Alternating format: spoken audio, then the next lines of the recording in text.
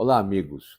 Eu queria mostrar para vocês, e hoje não é um minuto ergonômico, mas uma hora ergonômica, se vocês tiverem paciência, mas eu queria mostrar para vocês alguns slides que a gente fez. Vocês sabem que a gente estuda, a gente divulga, a gente respira aqui na mundoergonomia.com.br, a gente respira, vive a ergonomia.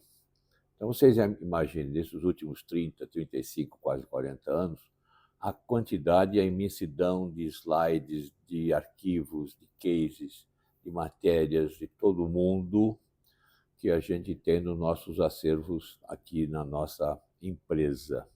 Acervos esses, a maioria deles, estão à disposição dos ergonomistas, estão à disposição dos técnicos, engenheiros de segurança do trabalho, no sentido de fazer com que o nosso objetivo seja atingido, isto é, divulgar a ergonomia. Vou mostrar para vocês aqui alguns slides de uma maneira rápida, e aqueles que quiserem, vocês podem pausar o vídeo para olhar o slide. Aqui é umas palestras que eu fiz há alguns anos sobre uma rápida viagem ao mundo da segurança e da produtividade. Então, aqui nós estamos falando, o nosso foco aqui é a ergonomia para aumentar a produtividade, a ergonomia para melhorar a qualidade de vida dos usuários, de maneira que eles, usuários, associados, não importa qual atividade, eles possam trabalhar num ambiente de trabalho com menos riscos, com mais conforto, fazendo menos força, tendo menos dores, musculares ou não, menos fadiga. Consequentemente, verifica-se comprovadamente que esses associados, essas pessoas, esses trabalhadores, eles trabalham com a mesma atividade de maneira mais lúdica, aumentando a produtividade. Opa, aumenta a produtividade, aumenta a eficácia da empresa.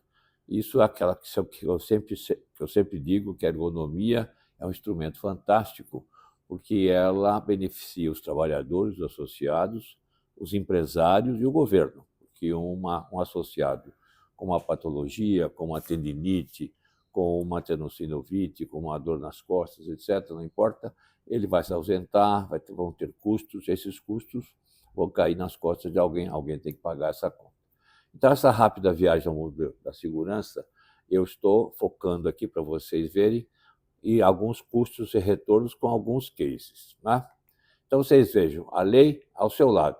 Como aumentar a produtividade com a NR17? A NR17, como vocês sabem, é uma lei federal de ergonomia.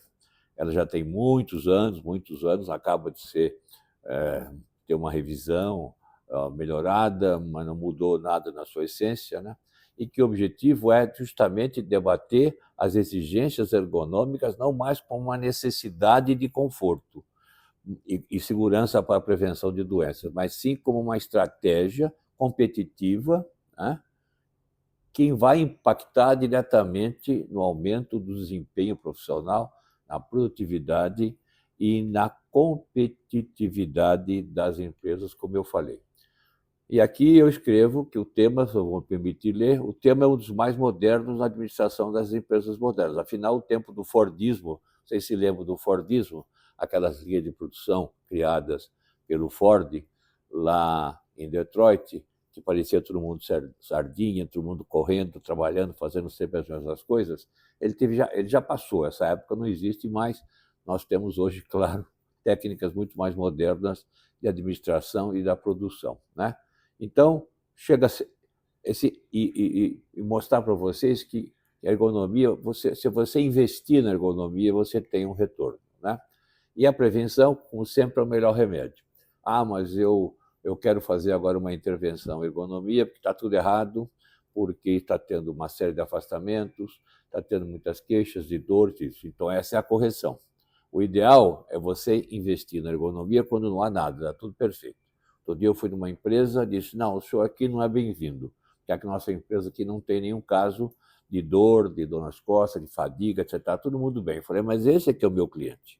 Porque quando o funcionário, quando o associado, ele já apresenta um quadro de fadiga, de tristeza, e de dor, etc., já está complicado, né? Então, a melhor maneira é pegar aquele ambiente de trabalho, aquela empresa que está absolutamente zero, principalmente no início. Quanto melhor a empresa, melhor há um investimento de ergonomia, justamente para não ter consequências depois, né? E aqui eu digo que cada associado precisa saber que o risco de ter uma lesão na coluna, no seu ombro, no seu punho, no seu local de trabalho, que varia e depende da natureza do seu trabalho.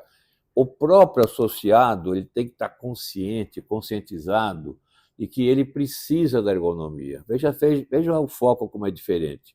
Você impõe a ergonomia, você ensina, você corrige, põe uma cadeira, põe um banco, você faz ginástica, etc. Você está impondo isso numa empresa, você está impondo aos associados.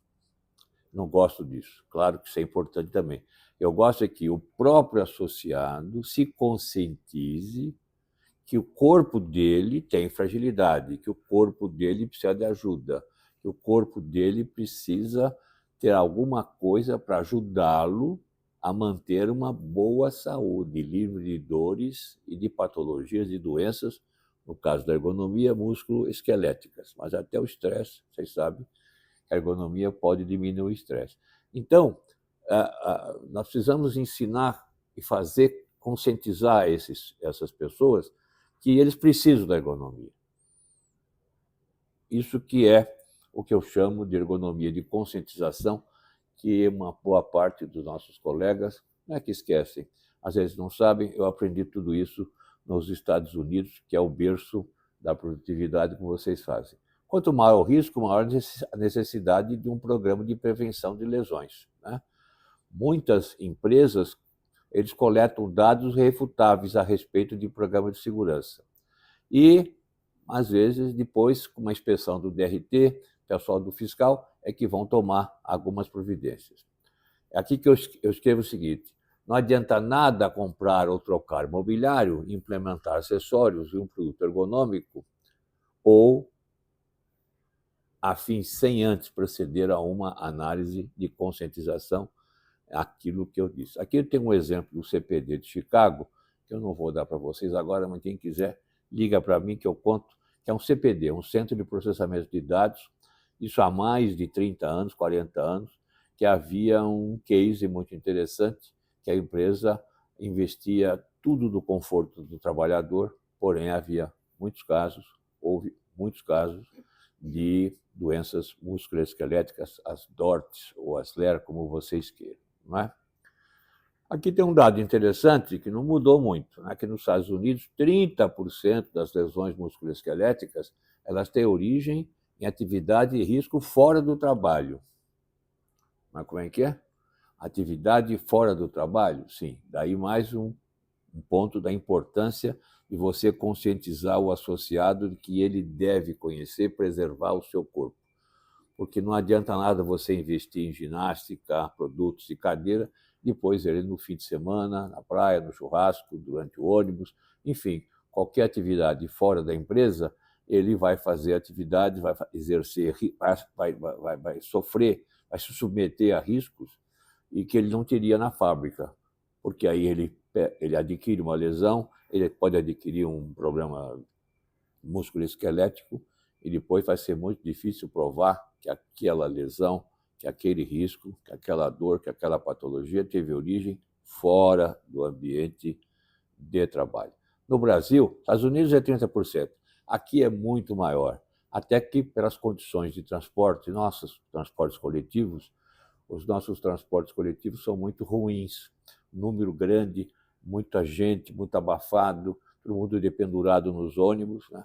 Eu estive fazendo uma palestra de ergonomia numa CIPAT, numa empresa multinacional de farmacêutica, tinha mais ou menos 3.000 funcionários lá, e eu perguntei para eles quantas pessoas, para levantar o dedo, pegavam, utilizavam mais de 3 conduções, isto é, ônibus, metrô, etc., mais de 3 para chegar na fábrica às 7 horas. E a maioria levantou com 3 conduções. Então, você imagina as condições que esse pessoal acorda, se alimenta mal, né, e chega na empresa já cansado, com alguns problemas musculoesqueléticos. Aqui tem um slide interessante, que quais serviços públicos estão disponíveis ao seu lar, né? Parece brincadeira, mas regiões de maior risco de segurança pública são bairros que fazem aumentar estresse e insegurança.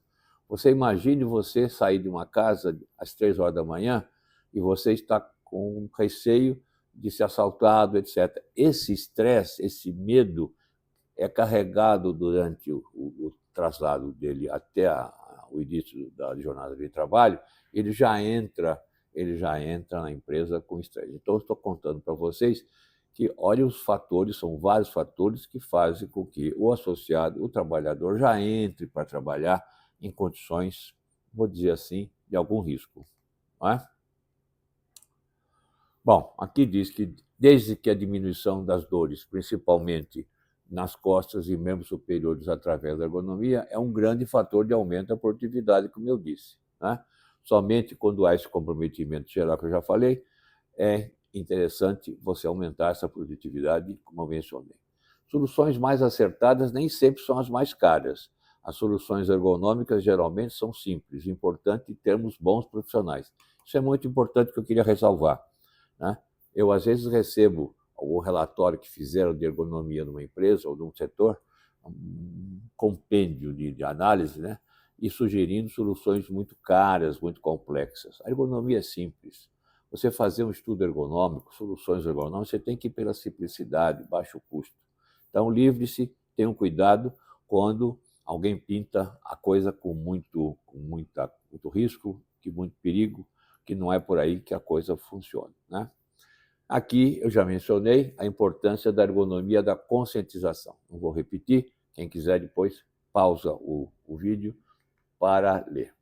E os riscos ergonômicos, só quero fazer aqui uma recordação muito rápida, são um dos riscos ambientais que vamos recordar isso, né? E todo profissional da saúde deve saber o quê? Olha lá, higiene e segurança do trabalho, ergonomia, os 3 tipos básicos de ergonomia, a importância da ergonomia de conscientização, as doenças que a ergonomia pode vir, como se comportar diante do computador, problemas de coluna, selecionar dispositivo, importância dos exercícios físicos, o ambiente de trabalho e calcular, fazer a conta do investimento versus custos. Qual é o retorno que isso vai dar para quê? Aqui tem uma definição de saúde, da Organização Mundial da Saúde. Saúde é um estado completo de bem-estar físico e mental, social, e não somente a ausência de enfermidade.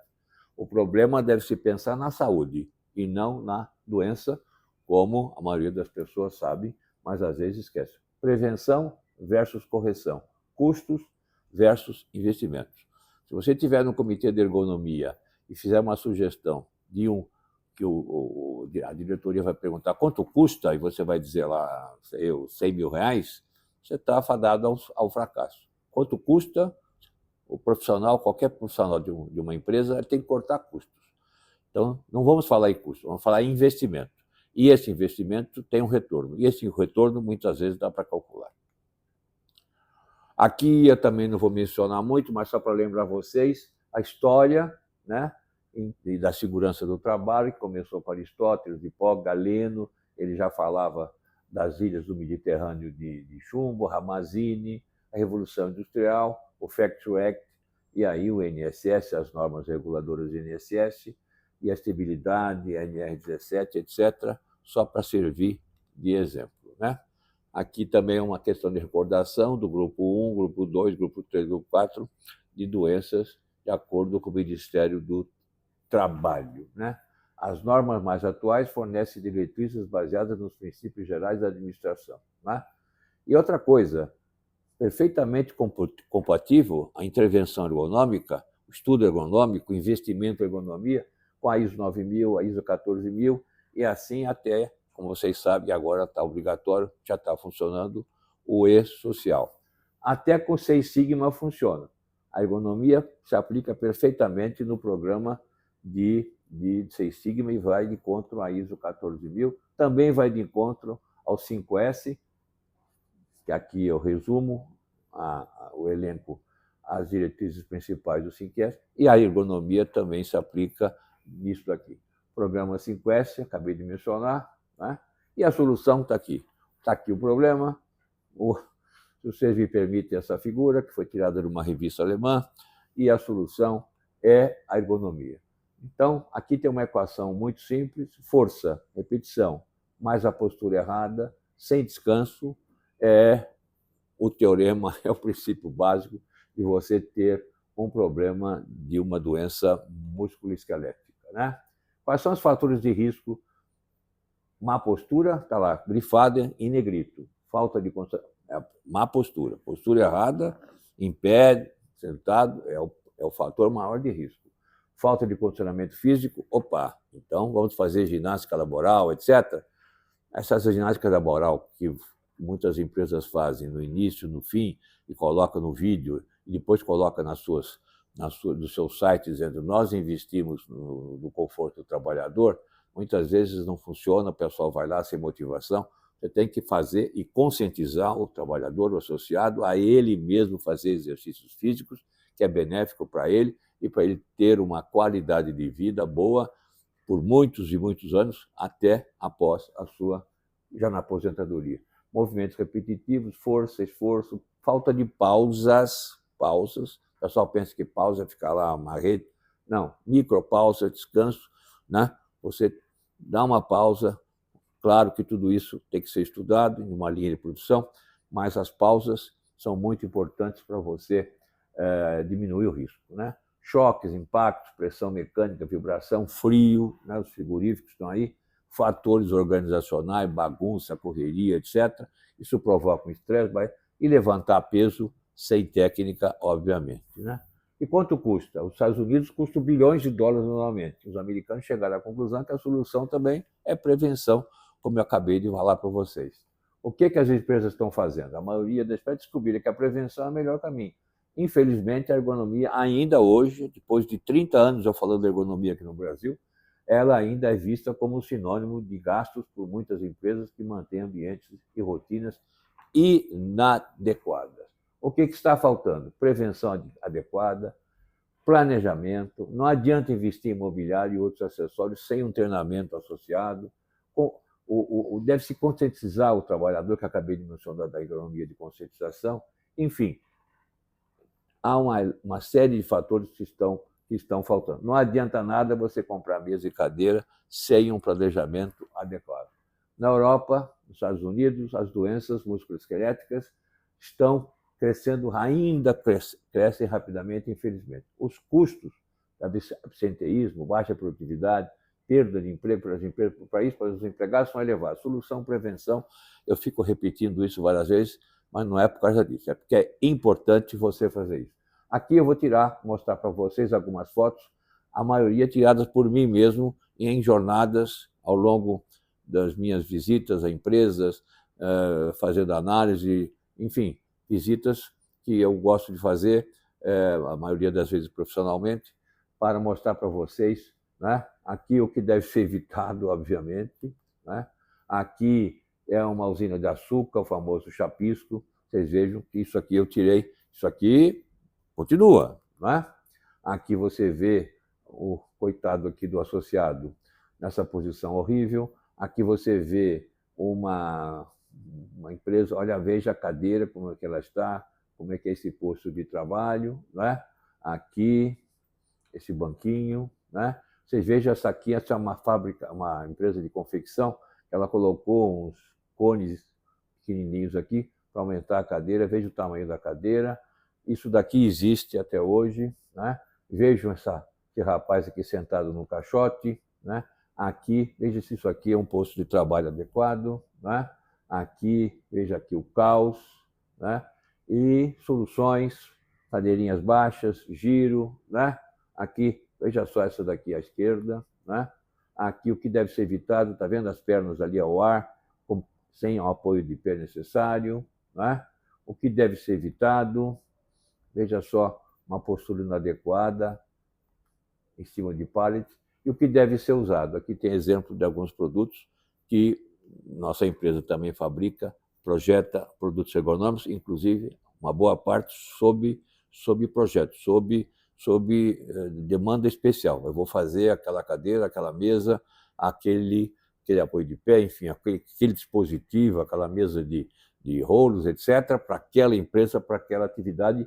nós temos um grupo de engenheiros, mecânicos, engenheiros eletricistas, engenheiros de processo, de maneira a poder adaptar os produtos à necessidade das empresas, né?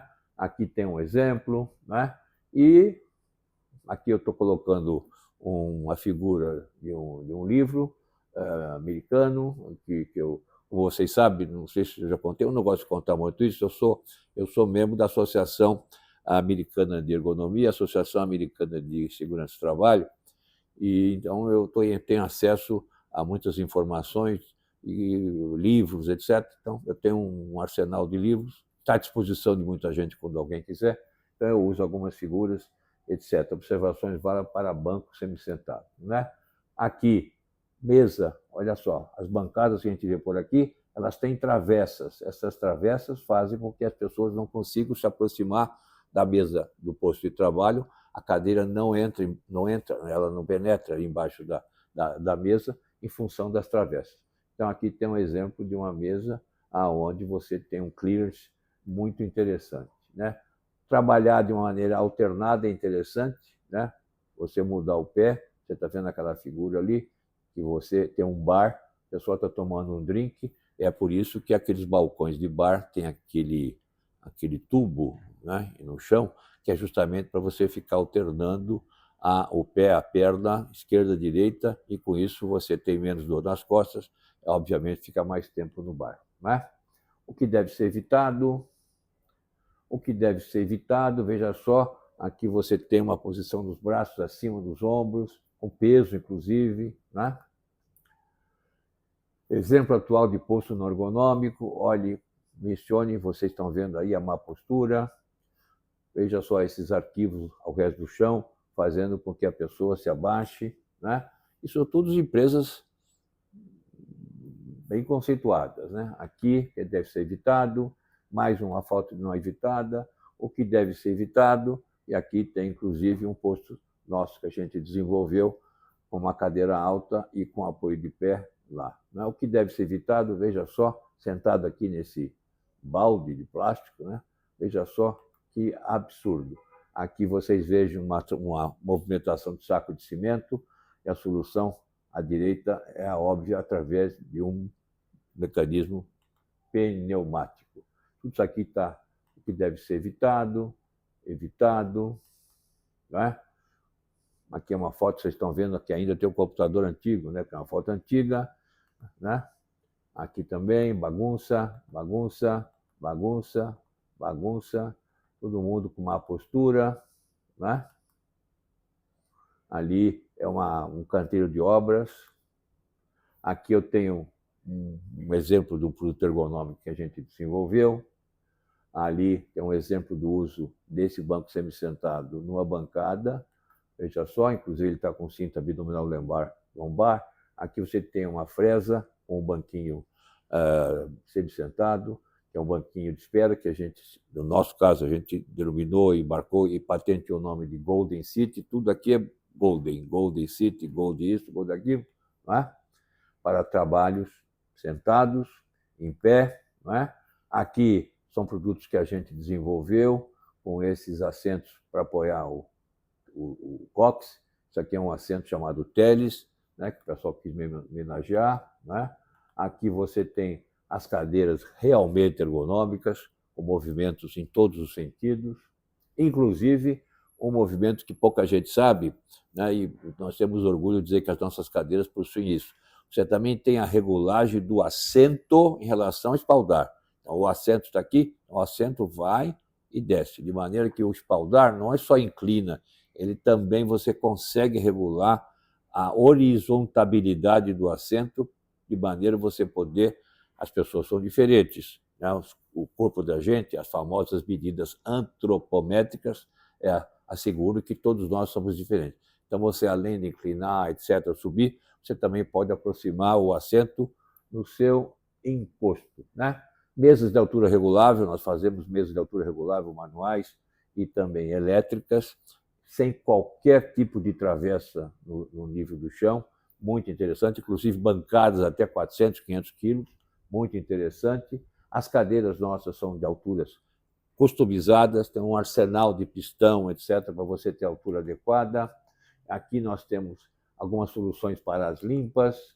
Aqui nós temos cadeiras de obeso ou sobrepeso, que agora politicamente falando é sobrepeso, cadeira giratória 250, 150, 250, cadeiras fixas de 400, com prancheta, sem prancheta, com porta-livro e assim por diante, e também cadeiras e assentos e até a mesa do trabalho, o posto de trabalho, para pessoas com nanismo, né? Aqui tem uma cadeira de aço inoxidável, veja só a altura dessa cadeira de aço inoxidável para uma fábrica. Isso aqui está sendo testado, está lá no nosso galpão sendo testado. Essa máquina é para a produção de batatas fritas lá em Santa Catarina, né? Aqui nós temos a modelo nossa que dispensa apresentações, né? Aqui tem ambiente confinado com elevador, né? Aqui o banco Golden City branco, pode ser também aço inoxidável totalmente, né? As cadeiras para check-out de supermercado, o modelo Flip que nós desenvolvemos para uma rede muito grande aqui, porque vocês sabem que os supermercados pequenos, menores, eles não têm espaço, é muito espaço, o espaço custa dinheiro. Então, como é que ele faz? Você tem que proporcionar ao usuário, a pessoa que está ali no check-out, ele pode, e aí é muito interessante, que ele trabalhe de uma maneira em pé e também sentado, ele vai alternando a hora que ele quiser. Mas quando ele quer ficar em pé, tudo bem, mas ele vai pôr a cadeira onde? A cadeira aqui não tem espaço. Então, nós desenvolvemos uma cadeira que você inclina o encosto e você coloca sob o check-out de maneira... E ela é extremamente robusta, até para 150 quilos, e é para aguentar o tranco, tem muitos supermercados que trabalham com 24 horas, né? Áreas especiais, cadeiras para trabalhar em ambiente para evitar eletricidade estática, né? E aqui, né, técnica seguro de levantamento, que eu queria mostrar para vocês alguns slides, né? Dispositivos para transporte de rolo, algumas ideias que nós colocamos, tiradas de alguns livros, de algumas ilustrações norte-americanas, europeias e também da Austrália. A Austrália tem um trabalho de ergonomia muito interessante, carros, a importância de você regular a altura, aqui você alternar as pernas e nunca puxe, sempre empurre, né? E a ginástica do gato, que está à disposição tanto no site da cmqv.org e da mundoergonomia.com.br, que é algo fantástico, todo mundo gosta. Para quem ainda não contratou um fisioterapeuta, que não tem nada a ver com fisioterapeuta, é uma brincadeira essa ginástica do gato, que você, ao mesmo tempo, se hidrata e a cada 50 minutos você olha o gato, você espreguiça e, consequentemente, você está se movimentando. Lembra que eu falei para vocês no início que precisa se movimentar e, ao mesmo tempo, se hidratar de uma maneira adequada. Vocês têm que tomar água, sem exagero, mas é muito importante, né? Pratique e divulgue. Aqui está a ginástica do gato. Eu explico aqui direitinho como é que ela funciona. De novo, esse vídeo aqui vocês podem pausar, e com isso vocês conseguem até copiar o slide. E eu queria agradecer a gentileza de vocês de assistir essa pequena demonstração de uma das palestras que a gente faz por aí, em Cipate, etc., e até em ambientes que não tem nada a ver com o trabalho. Já fiz essa palestra em Rotary Club, já fiz essa palestra em escolas, já fiz essa palestra em associações, inclusive a Associação Comercial, no CIESP, mas eu queria mostrar para vocês um pouco do que a gente faz, terminando com a ginástica do gato, que eu espero que todo mundo faça e me deem um alô para quem gostou realmente do gato. E aqui o Osni Mundo Ergonomia, mundoergonomia.com.br, cmqv.org também, e o meu telefone, o meu WhatsApp, que eu gosto muito de publicar. Pode falar comigo, pode ligar para mim, que eu terei o maior prazer. Ok, gente? Espero que tenham gostado. Até a próxima. Saúde e paz. Tchau, pessoal. Obrigado.